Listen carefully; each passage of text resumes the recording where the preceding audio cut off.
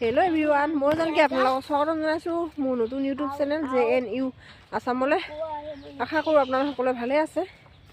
আৰু আমি আজি অকণমান পথাৰলৈ ওলাই আহিছোঁ।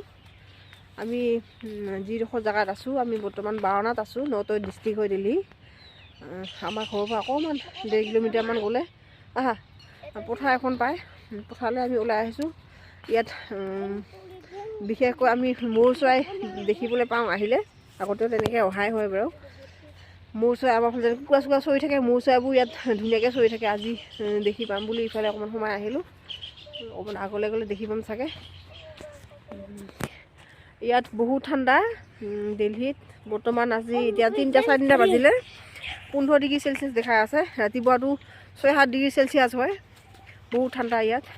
ইয়াত মানুহবোৰ তেনেকৈ সোমায়ে থাকে আৰু চবৰে ঘৰতে হিটাৰ এইবোৰ AC আছে, ওলাই নাহে তেনেকৈ। আমি অকণমান ৰ'দটো দেখি পিনে ওলাই আহিলোঁ। ভাবিলোঁ অকণমান ভিডিঅ' এটা কৰি লওঁ, আপোনালোককো দেখাব পাৰিম কেনেকুৱা। আৰু পথাৰত ইয়াত বহুত ধুনীয়াকৈ এতিয়া খেতি কৰিছে।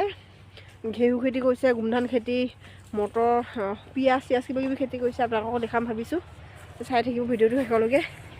আৰু ইয়াত বিশেষকৈ ইয়াত ইমান ডাঙৰ ডাঙৰ ইউক্লিপটাছ গছ, বহুত ডাঙৰ ডাঙৰ, আপোনালোকে দেখি পাব চাগে পিছফালে ভালকৈ চালে।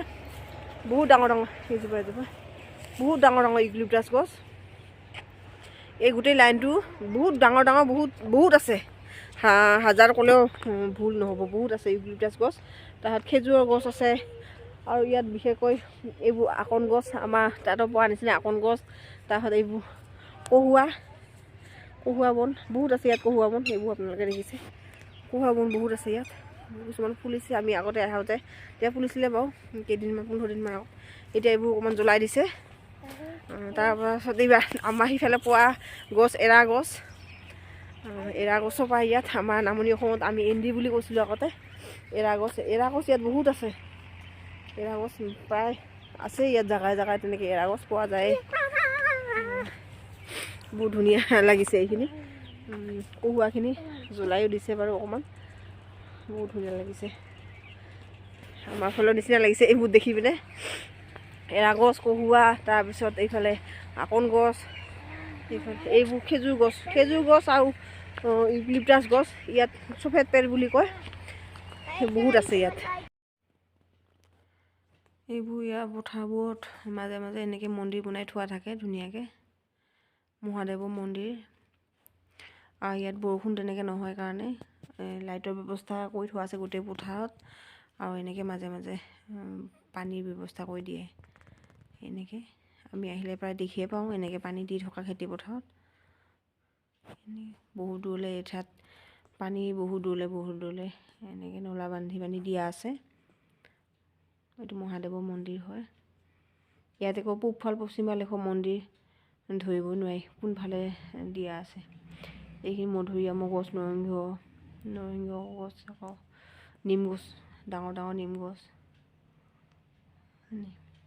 চবেই কাম লাগি আছে, এইফালেও কাম লাগি আছে অকণমান। এইফালে ঘাঁহ কটা দেখিছিলোঁ। এইখিনি গোমধানৰ খেতি, গোমধান মাকৈ খেতি। আৰু ইয়াত ইমান ধুনীয়াকৈ লফাবোৰ ইমান ধুনীয়াকৈ হৈ আছে, ডাঙৰ ডাঙৰ লফা শাক। ইয়াত কোনেও নাখায়। আমি সেইদিনাখন নিছিলোঁ কৈ পিনে, এতিয়া মালিকটো নাই বাৰু, নহ'লে আজিও লৈ গ'লোহেঁতেন। আৰু ইয়াৰ ভিতৰত সোমাবও নোৱাৰি, কাৰেণ্টৰ ব্যৱস্থা কৰি থোৱা আছে, চুৰ নকৰিব বুলি মানুহে। ইয়াতো মন্দিৰ এটা বনাই থোৱা আছে ধুনীয়াকৈ। আৰু ময়ূৰ চৰাই বেছিকৈ দেখি নাপালোঁ আজি, 2টা ইয়াত দেখিলোঁ। আৰু অকণমান আগফালে আছে, বেছি দূৰ নগ'লোঁ বাৰু, যাবলৈ অকণ অসুবিধাৰ কাৰণে। নহ'লে থাকেই, অকণমান সোনকালে হোৱা হ'ল। এই ঘাঁহ কাটি আছে গৰু ম'হক খোৱাৰ কাৰণে।